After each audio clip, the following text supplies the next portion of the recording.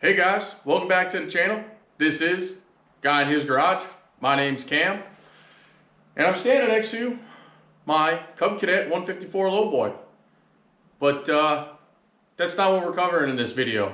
No, I actually got one of my coworkers' car. It's currently sitting over there in the other half of the garage, and he's been having some issues with it making a weird noise while driving. I drove it one day with him at work, and I could hear it. He brought it over and I jacked it up and kind of checked it out previously, and the only thing I could find wrong without taking a lot of stuff apart is that the driver's side CV axle, the boot is damaged and a lot of the grease is gone. So there's a high possibility that the noise we're hearing is the metal on metal of that joint within the CV axle. So what we're going to do today is we're going to get the car jacked up. We're going to get the driver's side tire off. We're going to get our wheel hub assembly off. We're going to get our CV axle out. But while we have our hub off, the car I believe has over 150,000 miles on it. He bought it just under 100,000 if I'm not mistaken. And to the best of his knowledge, the hubs have also never been done on the car. So while we have this hub off, we'll go ahead, check it out, make sure there's no play, no weird grinding noises or anything like that. Because there's no point in putting a bad hub back on the car. So if it ends up needing a hub too, we'll do a hub, and eventually we'll end up tearing the passenger side apart and doing that hub. But again, that's only if the car needs it. So the main focus, again, is to get that CV axle out, get a new one swapped in there, and get this bad Larry back on the road for my buddy. But let's get to it. Like I was saying, guys, this is one of my coworkers' cars. This is a 2017 Chrysler 300. And if you don't know anything about the 300s, the 300s are actually a really awesome car. So this is an all-wheel drive model. And this baby, I don't know the exact horsepower spec on them, but they do come with a V8 motor, and this baby will get up and go. But we're now going to go ahead, get our front end jacked up, and then get our driver's side tire pulled off of here.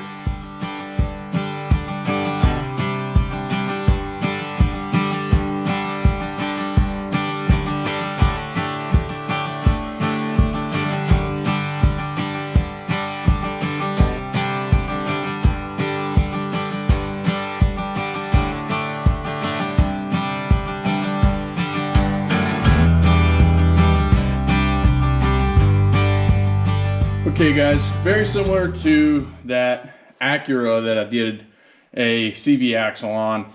We have to remove our caliper, our cradle, and our rotor before we can do anything else. So what we'll do is we'll undo this bolt and this bolt. This holds our caliper to our cradle, and then we'll secure our caliper up here to our spring so it's out of our way. And then there's two bigger bolts on the back side that hold our cradle to the hub, or to the knuckle. And then once these are off, our rotor should come off pretty easily, and then we will go from there.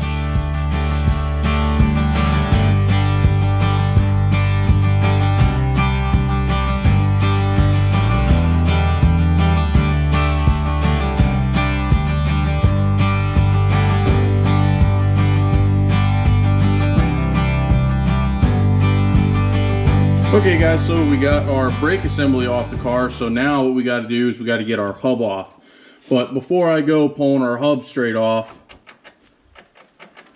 I want to just kind of move it around a little bit, see if I feel any major play, and right now I don't. Our tension actually seems pretty good. It's probably hard for you guys to see it. Our boot isn't ripped down here by the knuckle of the car. It's actually ripped down at the other end. Let's see if I can get a light. I don't know if you guys can see it, but I shouldn't be able to stick my finger up in there. And for anybody that knows, there should be a lot more grease in there, and this stuff is super gritty. So there's definitely some contaminants up in there. You can see that the grease is kind of flung all around, and it's been damaged for a while. So I really am confident that this is the noise that we're hearing. But again, we got to take our hub off. To do that, we got 4 main bolts that we access from the back side. Now, what I didn't show you guys on the Infinity, I made an oopsie when I did the Infinity, and luckily it didn't cost me that much because parts have gotten cheaper, particularly ABS sensors. When you take your hub off, remember to take this little ABS sensor out first. If you try to pull the hub out before taking this out, you'll break and destroy your ABS sensor, and then you got to replace it. And depending on the car, they can be super expensive. So they're usually retained by a single bolt. So we'll go ahead and get this out. I did spray it down with some penetration oil to try to help break it up. So we'll go ahead and get that out, and then we'll work on getting these 4 bolts out. And then what we can do is we can also undo our axle nut here, and then we can start working getting our hub out. Ooh, I got really worried there for a second.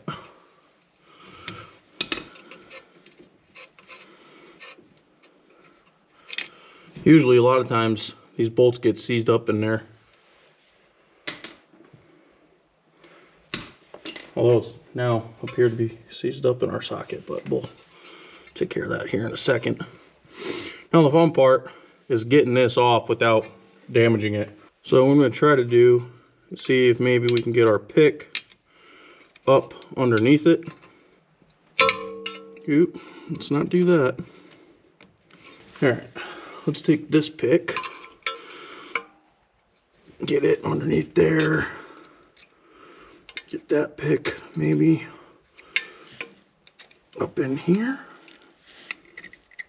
and try to work it as a team. Okay, so the top is loose, but the bottom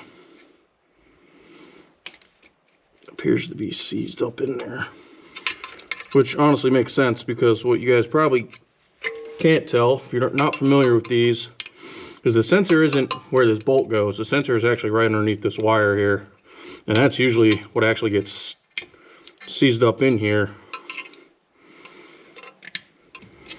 Sometimes the best thing to do is just slowly try to get them to turn inside there a little bit. Nothing too crazy. Just wiggle it around a little bit.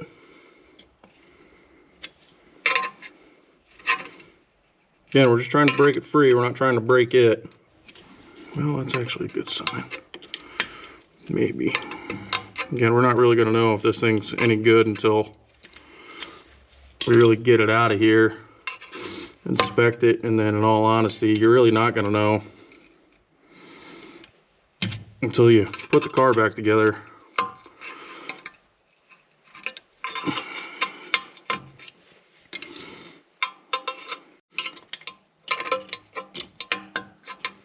All right, it's starting to come out.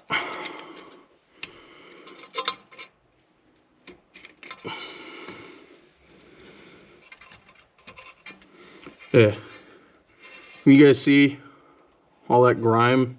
That's what we're fighting, all that rust and stuff that gets seized up in there and makes these an absolute pain to come out.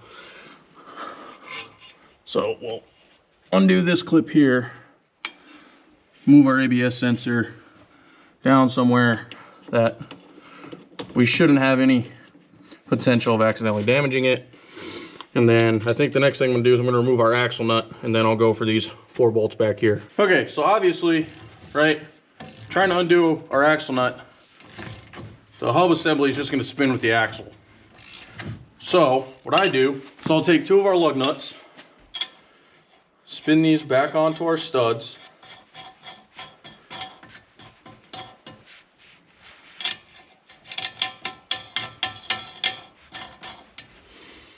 then I'll take a pry bar,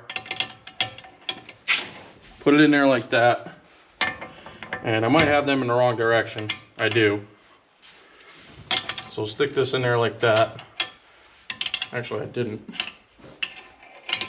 Just had it in the wrong configuration here. This can be kind of a pain.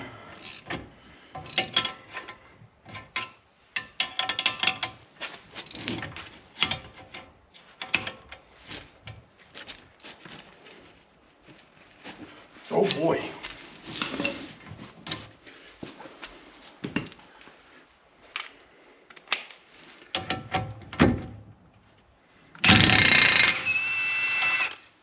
Yeah, funny what a difference an impact will make, right?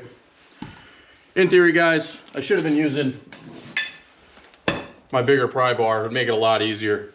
But the reason why I put the lug nuts back on the studs is because you don't want to put the pressure of that pry bar on these threads, because if it slips, or it has the potential, if you put enough pressure on it, that you could crush these threads and damage them. And obviously, if this hub's still good, we want to be able to reuse their threads. Now, yes, you could still use this hub, but if we damage the threads, that means we then have to press these studs out and press in new studs. And I don't know about you, I don't feel like doing that. So now the last thing holding in our hub is our 4 bolts in the back. And then we can take our hub off, and then all we should have left before we can start trying to get our axle out of here is, usually there's not enough space in here with the lower control arm and your upper control arm still attached to your knuckle to be able to get the axle to come out or to get the new one in. So a lot of times what you have to do is you have to undo one of your 2 ball joints. Now what's funny is my coworker who owns this car, his father is a mechanic. He just lives in a different part of the country, so he's not able to do it. Just did one of these cars with almost a very similar issue a couple weeks ago, and told him, said, hey, you know, when I, Cam, you know, me, this guy, goes to do this, he recommends undoing the upper ball joint. He said the lower one was a much bigger headache. There goes a snowplow. So that's what we'll do if we have to, is we'll undo our upper ball joint, and then we should have the space we need. But first, these 4 bolts. Well, I think my buddy just gave me an excuse to go buy some new tools, because I didn't realize it, but these are star style looking heads. I forget exactly what they're called. I'm sure somebody will correct me in the comments, or my father will correct me. Hi, Dad. But anyways, I don't have any of these sockets that go down this small. So I'm gonna have to go to the old Harbor D Freight and buy some sockets. Okay guys, last thing we gotta do is we gotta get our knuckle free so that we can kind of get it out of our way here to get our axle out. I have a jack underneath the bottom side of our knuckle here, so when we undo this bolt, it doesn't just shoot straight down, because you still have the compression of the spring on here. So we'll go ahead.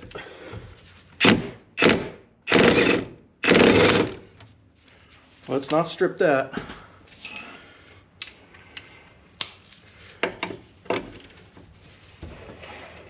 Of course.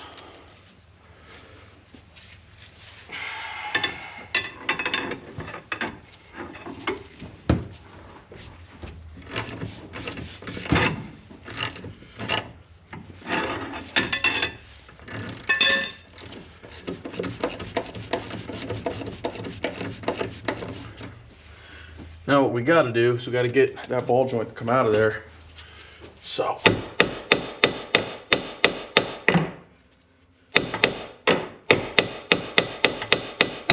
there it goes. Now again, I leave the nut on the threads so that, see, now our ball joint's doing stereotypical ball joint things and spinning. This is when it would be beneficial to be able to try to get this guy up in here.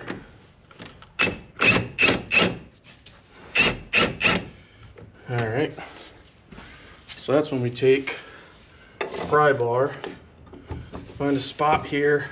That's when we take our pry bar, put pressure on it, right?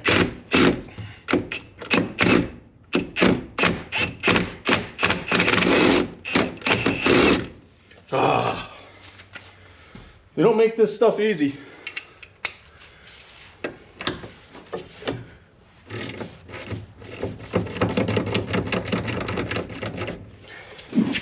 Our ball joint's just spinning like crazy.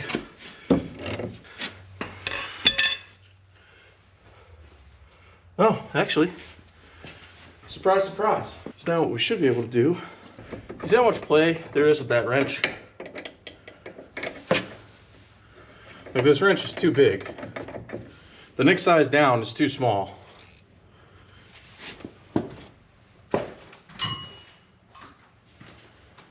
Come over here to our metric, and our metric fits it perfect. Chrysler, explain to me why some things are standard and some are metric. That is just absolutely redonkulous that I should have to fight with this.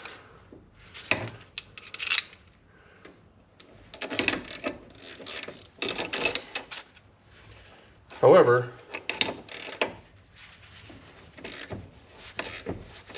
thank you for using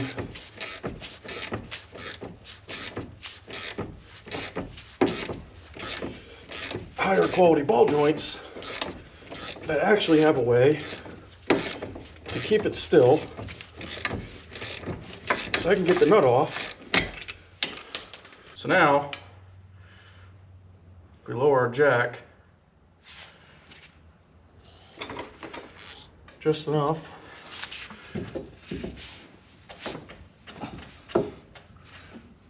wow. Yeah, I guess that axle was had it. There we go. Now the only question is, how far? Okay, that's all the travel. So get this out of our way. Get down here with a pry bar.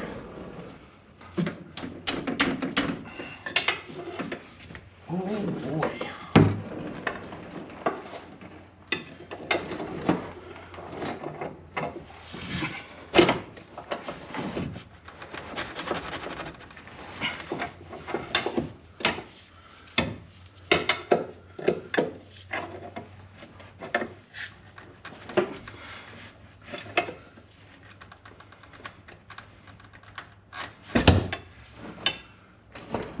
This is always the worst part of the job.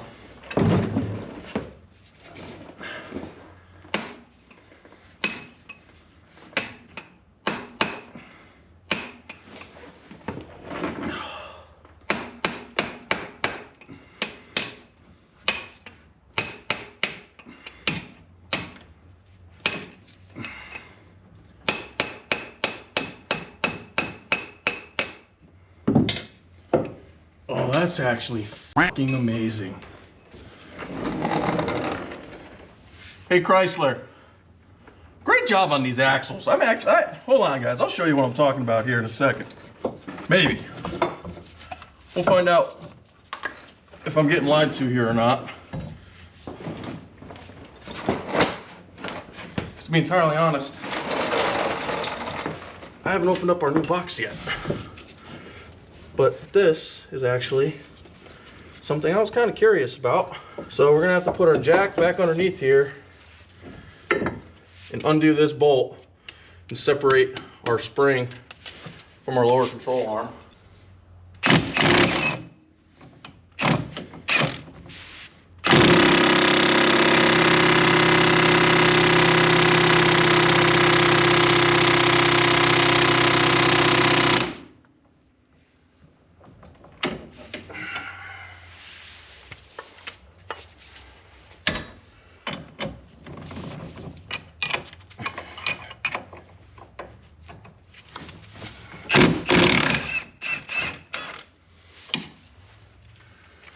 Yeah, so that was kind of what I was worried about, is that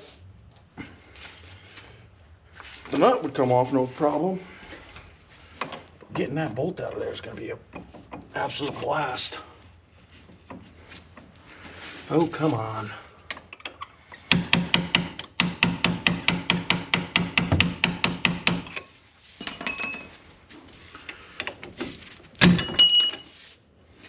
Okay.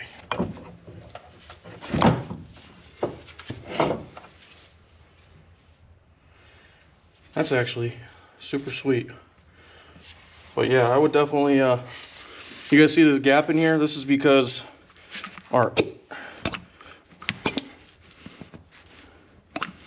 we're definitely having some poor connection issues, especially when the suspension will go up and down. I'm sure there was some misalignment going on in there.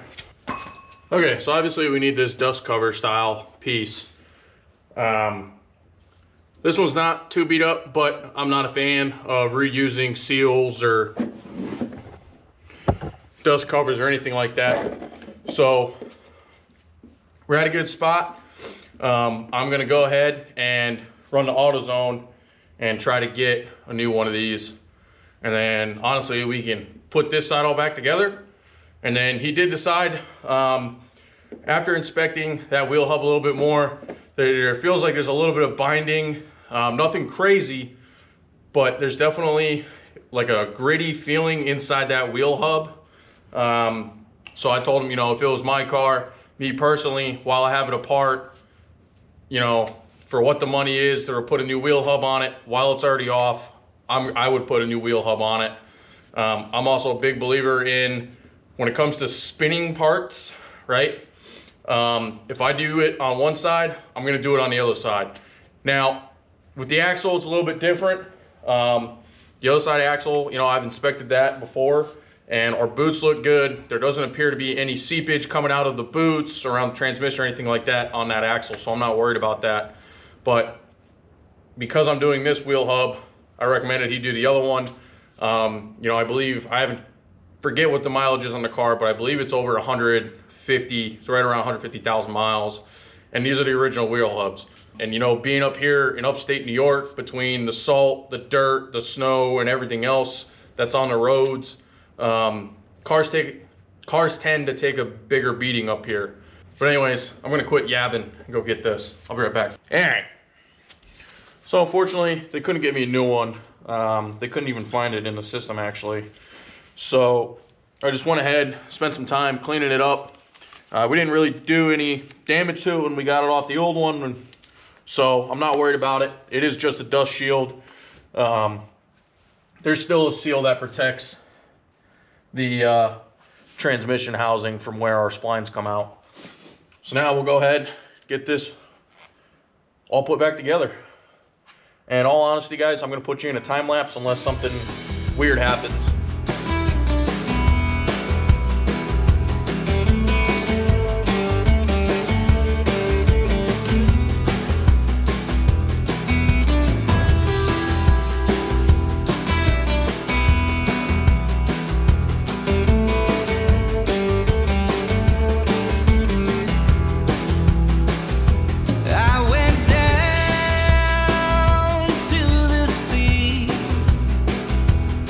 The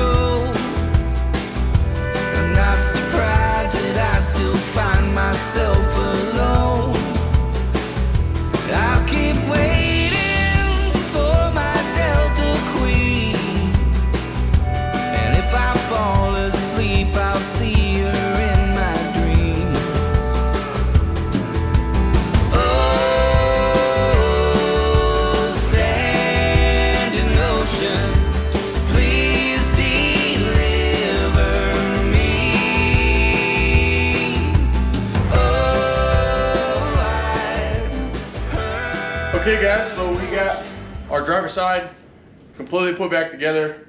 I'm gonna go ahead, open the garage door, start the car up, and get it over this side because we're also gonna swap out the passenger side wheel hub. Hopefully it comes apart as well as this side did, and if it does, I'd say the next hour we should be done. Okay guys, so like I said, we're not gonna do the passenger side wheel hub. I'll be honest, camera's about to die here in a little bit, so I'm just gonna put in a time lapse and hopefully we get as much as I can get for you guys.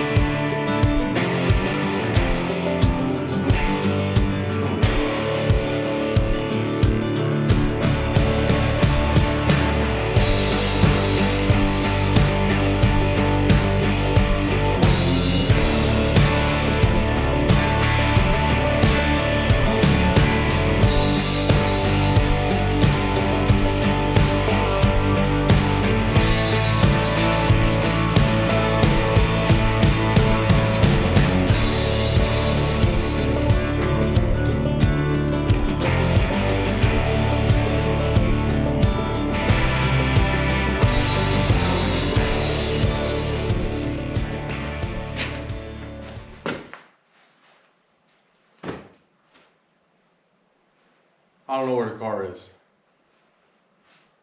No, I'm just kidding. My coworker actually already came and picked his car up.